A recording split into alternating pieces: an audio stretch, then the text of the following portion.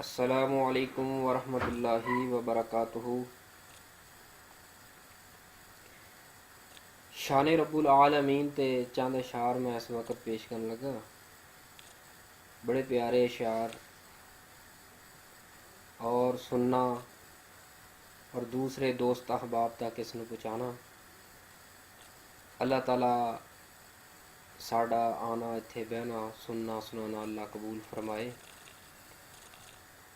तो सुनिए शान रब्बुल आलमीन अल्लाह दियां रहमतां, मेरे मालक दियां रहमतां कुदरतां साडे ते रहमतां कितनियां ने।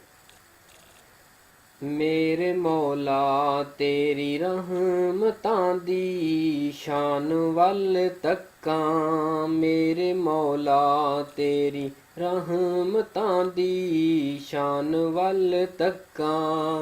कर दे करम मेरे दुखड़े ने लखां, मेरे मौला तेरी रहमतां दी शान वल तक्कां।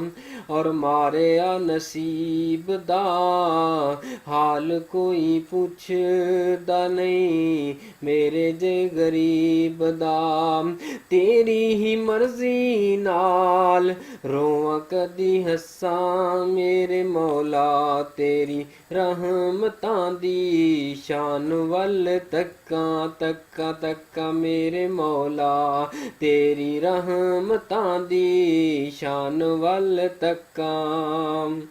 तवाफे उमरा करके जदों सफा मरवा ते जांदा सां, तवाफे उमरा करके जदों सफा मरवा ते जांदा सां, उथे जाके भी 7 चक्कर लगांदा सां।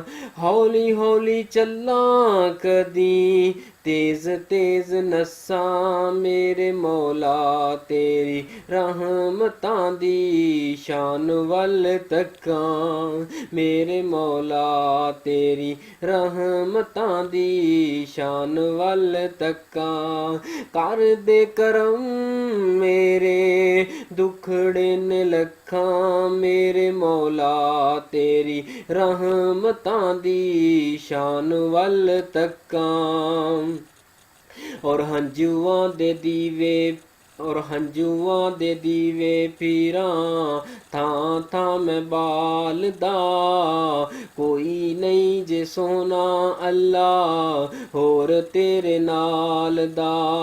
होर भी ने नेमतां मैं केड़ी केड़ी दसां, मेरे मौला तेरी रहमतां दी शान वल तक्कां, मेरे मौला तेरी रहमतां दी शान वल तक्कां। जदों भी कोई मेरे उत्ते पीड़ पै जांदी ए, जदों भी कोई गमां दी हनेरी जुल जांदी ए, कहंदी ए मेरी मां तैनू रब दियां रखां, मेरे मौला तेरी रहमतां दी शान वल तक्कां।